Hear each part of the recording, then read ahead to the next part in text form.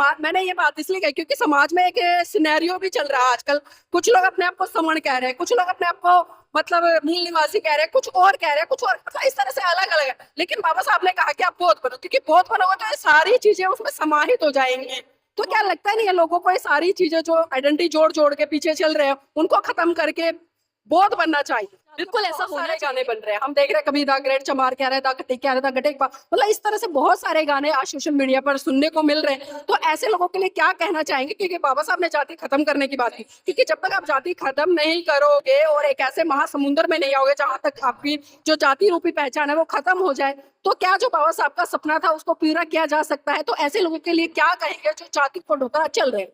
देखिए, ये आप देख रहे हैं एनबी न्यूज 24/7 नीलम बोध के साथ। और साथियों, आज हूं मैं नोएडा में। जी हाँ, आज 25 दिसंबर 2025 है और 25 दिसंबर 2027 को परम पूज्य बाबा साहब ने मनुस्मृति जला कर देश के लिए एक मानवतावादी ग्रंथ लिखा जिसका नाम है संविधान। जी हाँ, वही संविधान जिसके कारण आज इस भारत देश के तमाम वर्ग के लोग एक अच्छा सुशासित तरीके से जीवन जी रहे हैं। और आप देखिए, यहाँ पर तमाम लोग आए हुए हैं और अपने अपने तरीके से बाबा साहब को आदरांजलि अर्पित कर रहे हैं। और पीछे विश्व को शांति, करुणा, मैत्री का संदेश देने वाले महाकाणिक तथागत बुद्ध भी हैं और उनको भी सलाम करें। भाई जी, कहाँ से आए? मैं गांव दाऊदपुर से आया हूँ। अच्छा, यहाँ पर आकर कैसा लग रहा है? बहुत अच्छा लग रहा है। क्या दिन है आज बौद्ध महोत्सव का दिन है आज। पहले ये बताइए, बौद्ध है हिंदू है? नहीं, मैं तो बौद्ध से हूँ। कब बौद्ध है? कट्टरपंथी बौद्ध हूँ। कट्टर मत बनिए। हाँ, कट्टरपंथी। देखिए, यहाँ पर और छोटे छोटे बच्चे भी हैं, उनसे भी जाने। बेटा, नाम क्या है? कहाँ से हैं? साकीपुर। क्या कर रहे हो अभी? कौन है ये पता है? कौन है? सिस्टर। नाम बताओ। बाबा साहब। आपका नाम क्या है? दीक्षिता। हाँ, आप लड़की है और लड़कियों के लिए, इस देश की महिलाओं के लिए बाबा साहब ने बहुत कुछ किया है। तो कुछ 2-4 बातें बताएं, जानते हो वो बातें? हाँ, उन्होंने लड़कियों के लिए बहुत कुछ किया है। उन्हें इतिहास, उन्हें संविधान के लिए आजादी दिलाई है, लड़कियों की इज्जत के लिए। और जो जितने भी संविधान है उन्होंने बनाए हैं अम्बेडकर साहब ने। तो बाबा साहब जैसा बनना चाहोगे? Of course. उसके लिए क्या करना पड़ेगा?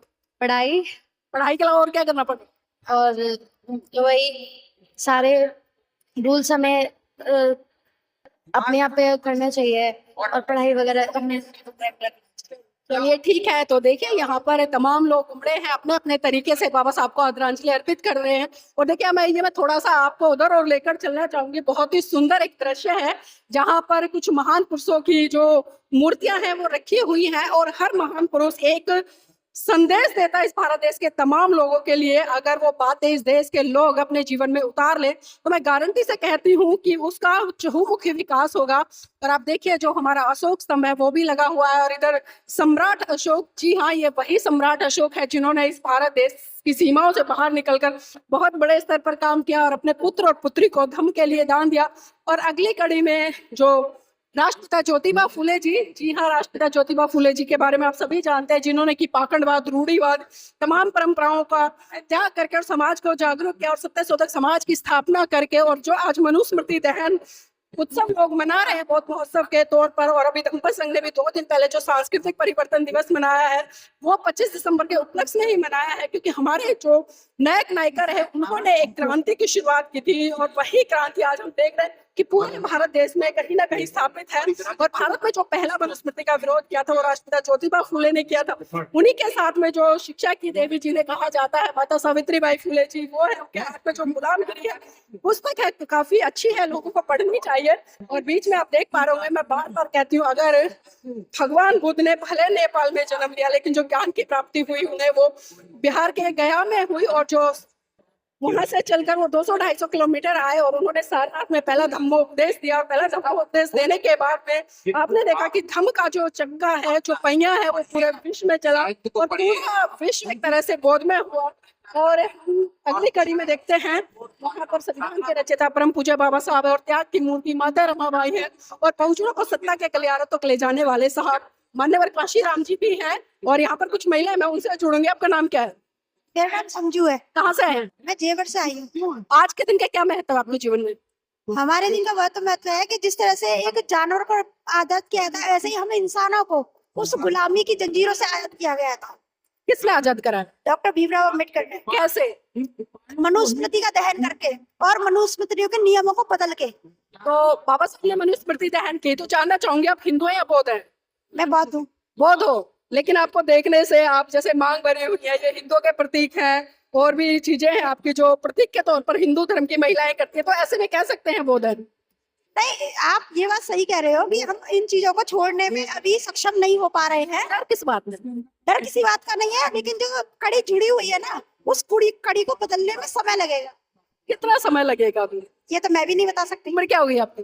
मेरी 40 साल। 40 साल? तो 40 साल तो बहुत ज्यादा उम्र हो जाती है, इसमें तो बदल लेना चाहिए। बिल्कुल सही कह रही हैं आप, अपनी जगह बिल्कुल सही कह रही हैं, लेकिन जो हम जिन जंजीरों से बंधे हुए, जकड़े हुए हैं, जो हमारे पूर्वज अज्ञानता से बंधे हुए हैं, उसको निखरने में टाइम तो देखो लगेगा।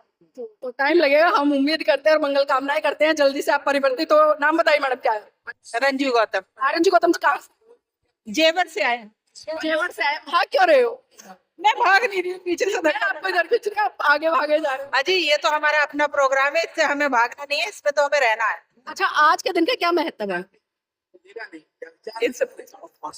नहीं, कार्यक्रम में आप आए हो, कुछ तो पता होना चाहिए। भगवान बुद्ध का महा उत्सव है ये, ठीक है।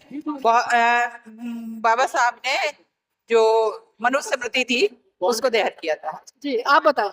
मनुस्मृति का दहन दिवस से बाबा साहब ने दहन की थी, और उनके साथ जो थे ब्राह्मण वर्ग के, कोई क्या मुझे याद नाम नहीं पता मुझे। हाँ, उन्होंने दहन, और इसको हम ये मान लो कि आज के दिन औरतों को आजादी मिली है। पुरुषों को बाबा साहब ने जो हक छीन लिए, उनसे बहुत सारी औरतें रखते थे, उससे आजादी मिली है हमें। अब अपना एक तरह से बाबा साहब ने जो कुछ लिखा है, जी, बाबा साहब ने आपको अधिकार भी दे दिया, आजादी भी दे दी, तो आज उनके कारवा को बढ़ाने के लिए क्या कुछ कर रहे हैं आप लोग? हम लोग अलग अलग जगह प्रोग्राम होता है, वहाँ अटेंड करते हैं। अपनी भीड़ अपने आप को दिखाने के लिए जरूर इकट्ठा होना चाहिए। हुजूम के दौर में खूब अच्छे हिंदू है, बौद्ध है? बहुत हैं। चलिए ठीक है, बहुत अच्छी बात है। अच्छा जी जी, हमारा ये स्वभाव है कि हम लोग मीडिया के सामने नहीं बोल पाते, लेकिन वैसे हम लोग सामाजिक कार्य करते हैं। विपස්සना, भगवान बुद्ध ने विपස්සना का जो मार्ग दिया था हमें, जीवन जीने की कला, अभी तो बोल रहे हो। वही मैं बोल रही हूँ कि हम नहीं बोल पाते हैं इस पे। तो विपස්සना का हम लोग प्रचार प्रसार कर रहे हैं, और मैंने 10-10 दिन के 8 शिविर कर लिए, 20 डेज का भी कर लिया, 30 डेज का भी कर लिया। और भगवान बुद्ध ने जो हमें मुक्ति का मार्ग दिया था, वो मेन मार्ग आज हमें पता है, और हम उसको प्रचार प्रसार के दौरान सबको बता रहे हैं। बाबा साहब ने हमें भगवान बुद्ध का धर्म का बताया था, लेकिन अब हम ये पता है हमें कि भगवान बुद्ध ने क्या रास्ता दिया था जिससे हम मुक्त हो सकते हैं, अपने जो भी जीवन की कठिनाइयों से मुक्त हो सकते हैं और खुशहाल रह सकते हैं, और अपने घर परिवार समाज सबको हम आगे ले जा सकते हैं। बिल्कुल सही कहा है आपने, क्योंकि देखिए बुद्ध ने एक से बढ़कर एक सिद्धांत इस भारत देश के लोगों को दिए हैं। अगर कोई भी व्यक्ति उनके इन सिद्धांतों को अपने जीवन में उतारता तो उसका बहुत बड़ा विकास हो जाएगा। यहाँ पर कुछ और महिलाएं हैं, उनसे जुड़ेंगे। नाम क्या आपका? प्रियंका। प्रियंका कहाँ से है? मैं हमीरपुर वांगड़। अच्छा, आज के दिन का क्या महत्व है? आज का दिन हमारे लिए बहुत ही क्या बोलते हैं, क्या करते हैं? क्या करते हैं? क्या करते हो? मैं जॉब करती हूँ। जॉब कर रहे हो? एजुकेशन क्या? BSc nursing. BSc नर्सिंग किया है। अच्छा, बाबा साहब ने क्या किया आपके लिए जो आज आप अच्छा जीवन जी रहे हैं? आज बाबा साहब की बदौलत है जो आज हम अच्छा जीवन जी रहे हैं।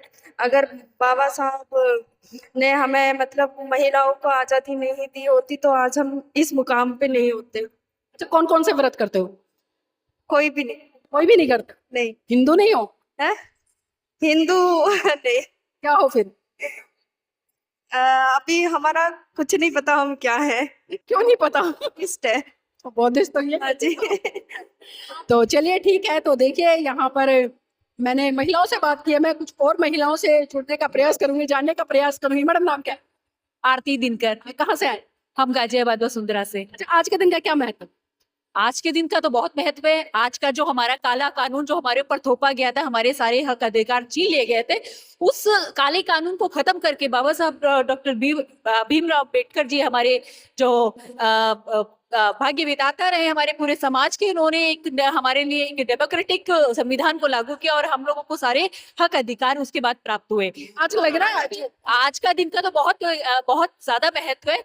और आपके मंच से एक चीज और कहना चाहूंगी मैं कि जो काला कानून मनुस्मृति के माध्यम से हमारे ऊपर थोपा गया था, आज हमारे समाज के ऊपर दोबारा से मनुस्मृति को लागू किया जा रहा है। और वो आधुनिक आज की जो मनुस्मृति है, वो मनुस्मृति को हम ईवीएम के माध्यम से जानते हैं कि जो ईवीएम है वो आज की आधुनिक मनुस्मृति है। अब हमारे पूरे समाज को उस मनुस्मृति को दोबारा से दहन करने की आवश्यकता है। लेकिन आज चारों तरफ हम देख रहे हैं भारत देश में हिंदू राष्ट्र की मांग उठ रही है। और हमने देखा भी पिछले दिनों उत्तर प्रदेश से एक वीडियो भी आया जिसमें महिलाएं हाथ में मनु की किताब लेकर कह रहे हैं कि मनुस्मृति लागू हो और हमें संविधान नहीं चाहिए। तो ऐसी महिलाओं के लिए क्या कहेंगे? देखिए, जो महिलाएं ऐसा कह रही हैं, एक तो उनको मनुस्मृति का पूरा ज्ञान नहीं है, क्योंकि महिलाओं की स्थिति, भारतवर्ष की समस्त महिलाओं को जो अधिकार प्राप्त हुए हैं वो हमारे संविधान के माध्यम से ये प्राप्त हुए हैं। तो वो अगर ऐसा कह रही, तो एक तो वो अनभिज्ञता में कह रही है, और ये आरएसएस के द्वारा जो प्रोपेगेंडा किया जा रहा है, जो उनके दिमाग में धर्म के द्वारा जो फैलाया जा रहा है, उसकी वजह से वो ऐसा कह रही हैं।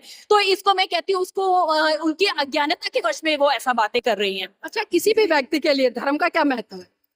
देखिए, धर्म जो है, एक हमें जो हमारी जीवन शैली है उसको जीने का एक तरीका बताता है, हमें अच्छे और बुरे का महत्व बताता है। ये सारी बातें हमें धर्म से प्राप्त होती हैं। धर्म में अंधविश्वास और प्रोपेगेंडा करना और किसी को नीच ऊंच मानना, ये धर्म का हिस्सा बिल्कुल भी नहीं कहा जा सकता है। तो मेरे लिए धर्म का महत्व तो यही है। और मैं जो मनुस्मृति और ईवीएम की बात कर रही हूँ, वो खासतौर पे इसलिए भी कर रही हूँ कि अगर ईवीएम को हमारे बहुजन समाज ने हमारे देश से नहीं हटाया, तो हमारा डेमोक्रेटिक सिस्टम पूरी तरह ध्वस्त हो जाएगा और हमारे वोट का अधिकार जो बाबा साहब ने हमें बड़े संघर्ष से दिया, वो बिल्कुल समाप्त होने वाला है। बहुजनों को रोका किसने? अगर संख्या बल की बात करें, वो तो बहुजनों के पास में, फिर रोका क्या? समस्या क्या हुई? देखिए, बहुजनों के पास एक ही प्लस पॉइंट है कि उनकी संख्या ज्यादा है, लेकिन हमारी संख्या जो है डिवाइडेड है। सबसे बड़ा जो हमारा दुर्भाग्य है, SC ST OBC आज अलग अलग खेमे में है। क्या है इसमें? कारण तो अलग अलग बटे हुए, जो जातीय सिस्टम जो ब्राह्मणों और ब्राह्मणी व्यवस्था, मनुवर्ती व्यवस्था ने जो बनाया है, वही कारण है। क्योंकि हमें जातियों में विभाजित करने की वजह से हम सभी अपनी अपनी जाति पर गर्व कर रहे हैं और एक होने की कोशिश करते ही नहीं है। अगर हम बहुजन समाज की बात करें, तो जो जागृति कुछ जातियों में है वो समस्त में नहीं है। तो अभी सबसे पहला काम तो OBC वर्ग है, SC ST सबको जागृत होकर। जातियों पे बहुत सारे गाने बन रहे हैं, हम देख रहे हैं, कभी दा ग्रेट चमार कह रहे हैं, दा गटे कह रहे हैं, दा गटे, मतलब इस तरह से बहुत सारे गाने आज सोशल मीडिया पर सुनने को मिल रहे हैं। तो ऐसे लोगों के लिए क्या कहना चाहेंगे? क्योंकि बाबा साहब ने जाति खत्म करने की बात की, क्योंकि जब तक आप जाति खत्म नहीं करोगे और एक ऐसे महासमुंदर में नहीं आओगे जहां तक आपकी जो जाति रूपी पहचान है वो खत्म हो जाए, तो क्या जो बाबा साहब का सपना था उसको पूरा किया जा सकता है? तो ऐसे लोगों के लिए क्या कहेंगे जो जाति को ढोकर चल रहे हैं? देखिए, ये अपने आप में बहुत दुर्भाग्य की बात है कि हमारा पूरा समाज जातियों पर जो गर्व कर रहा है। हमें बहुजन समाज बनाना था, वो बाबा साहब का सपना था, इस देश में मानवता का समाज हो, सबको समानता का अधिकार मिले। लेकिन अगर हम अपनी अपनी जातियों पर गर्व महसूस करेंगे, तो हम में और मनुवादियों में कोई अंतर नहीं रहेगा और हम इसी तरह बटे रहेंगे। तो ये हमें खत्म करना होगा। हमें अगर अपनी पहचान बनानी है, तो एक हमारी जो महत्वपूर्ण पहचान है जो इस देश में, वो मूल निवासी होने की पहचान है। हम मूल निवासी जब तक नहीं होंगे, अपने आप को नहीं कहेंगे, हमें मूल निवासी होने पर गर्व होगा। बाबा साहब ने बौद्ध बनने के लिए कहा था या मूल निवासी बनने के लिए कहा था? देखिए, मूल निवासी मूलतः है, लेकिन जो हम मूल निवासी वही बुद्ध है। जो भी बुद्धिज्म है हमारा पुराना धर्म है, हमारी पूरी पहचान है। जो हमारी मोहनजोदड़ो हड़प्पा की जो संस्कृति थी, वो बौद्धों की संस्कृति थी। तो अगर हम दोबारा से बौद्ध होते हैं, तो हम कहीं और नहीं जा रहे, हम अपने पुराने जो हमारी सभ्यता है उसी को अपना रहे हैं। क्योंकि समाज, मैंने ये बात इसलिए कही क्योंकि समाज में एक सिनेरियो भी चल रहा है आजकल।